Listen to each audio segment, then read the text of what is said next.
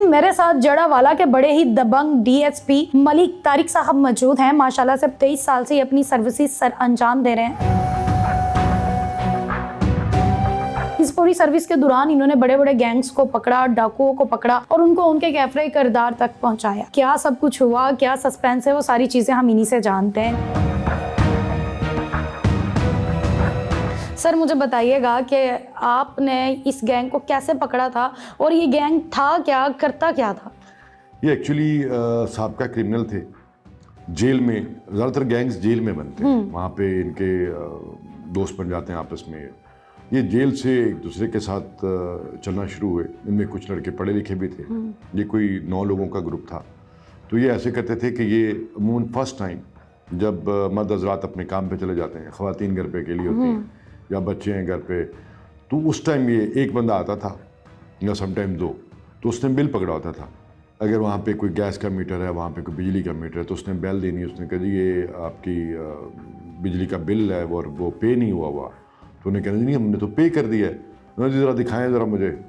تو جو عقلمند خواتین تھیں وہ تو گیٹ کے نیچے سے سلپ کر دیتی تھیں یا کہتی تھیں جی کہ آپ اپنا نمبر بتائیں, میرے میاں آپ کو واٹس ایپ بھیج دیتے ہیں یا آپ کو بتا دیتے ہیں, یا ساتھ کسی ہمسائے کو بلا لیتی تھیں. تو جو ذرا سادہ لوگ خواتین ہوتی تھیں وہ دروازہ کھول دیتی تھیں وہ بل دکھانے کے چکر میں. تو تب وہ تمام لوگ, باقی لوگ پیچھے گاڑیوں میں انتظار کر رہے ہوتے تھے, وہ تمام لوگ انٹر ہو جاتے تھے. 2-3 گھنٹے آرام سے رک کے اس گھر کی ایک ایک چیز کی تلاشی لے کے تمام قیمتی چیزیں وہ لے جاتے تھے. اگر بچیوں کا جہیز پڑا ہے, گھر میں انہوں نے واردات کی, اس میں 2 بچیوں کا جہیز پڑا تھا, ان کے تمام زیورات لے گئے, ایون ان کے کپڑے بھی لے گئے. تو وہ اس طرح کا گینگ تھا اور اس کو پکڑنا بڑا مشکل ہوا تھا. تو وہ پھر ہم نے ایک واردات ہمارے علاقے میں بھی ہوئی, تو ہم نے اس کو ٹریس کرنا شروع کیا.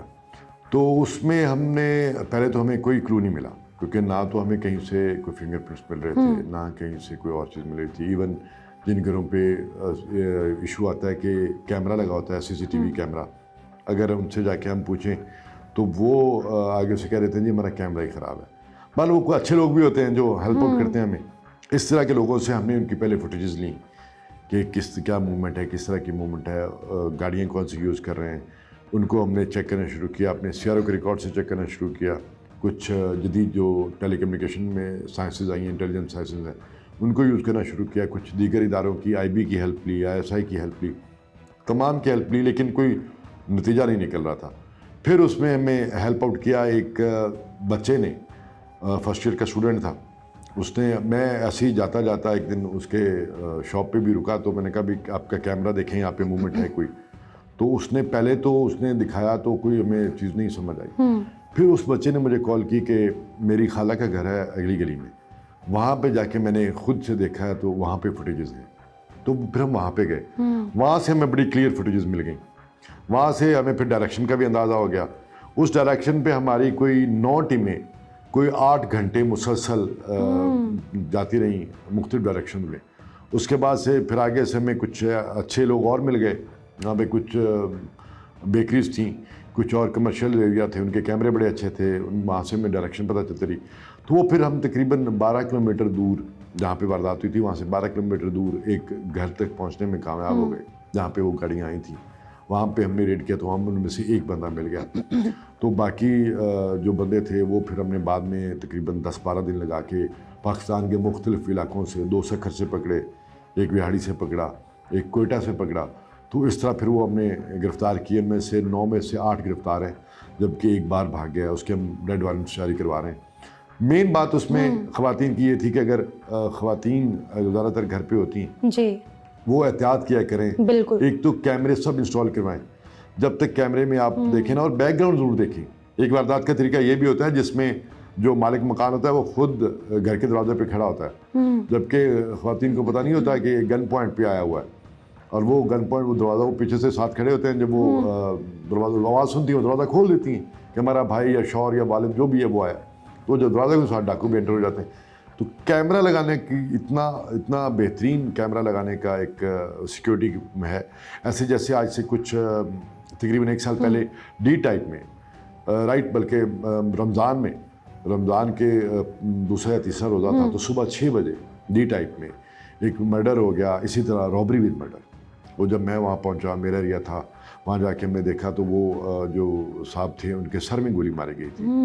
تو وہ ہم صرف اور صرف ڈی ٹائپ کے لوگوں نے ہمیں کیمراز میں بے تحاشا فیسیلیٹیٹ کیا. صبح 6 بجے ہم تقریباً 2 بجے ہم اپنا ورک شروع کر سکے. کچھ ایسی پوسٹ مارٹم وغیرہ کچھ اس طرح کی چیزیں تھیں. 2 بجے ہم کام شروع کر. رات کو 2 بجے ہمارے پاس جس گھر میں وہ ڈاکو گئے اس کی فوٹیجز بھی تھی. مطلب اس طرح ایک بیوٹی پارلر سامنے مل گیا, اس میں ہم جہاں سے آتے وہاں وہ بیوٹی پارلر سامنے مل گیا کہ اس گھر میں وہ انٹر ہوئے. وہ پھر ہم نے پکڑ لیے. ایک لڑکا سکھر کا تھا جبکہ ایک فیصل آباد کا ہی تھا. وہ ہم نے دونوں گرفتار کر لیے. وہ اب جیل چلے گئے ہیں. انشاءاللہ ان کو سخت سزا ملے گی صرف اور صرف کیمراز کی وجہ سے اور لوگوں کے تعاون کی وجہ سے. لوگ اگر نہ ڈریں تعاون کرتے رہیں. یہ کیمرہ صرف کیمراز لگانے ہیں. یہ دیکھیں گارڈ ہے, گارڈ بھی سو جاتا ہے. ایون لوگ کتے رکھتے ہیں, کتوں کا بھی علاج چور کر لیتے ہیں, ڈاکو کر لیتے ہیں, کوئی نشے والی دوائی ڈال دیتے ہیں. یا بعض اوقات کتوں کو بھی پتہ چلتا ہے کہ لوگ انٹر ہو گئے ہیں, انٹر ہو جائیں بعض اوقات کتوں کو مار بھی دیتے ہیں. کیمرہ ایسا گارڈ ہے جس نے اپنی آنکھ نہیں چپکنی, نہ اس کو نیند آتی ہے, نہ اس کو کوئی ایشو ہے. اگر وہ ٹھیک ہے تو, اگر خراب نہ کر بیٹھیں تو اور اس کو چیک کرتے رہیں وقتاً فوقتاً, تو بہت زیادہ لوگ وارداتوں سے بچ سکتے ہیں.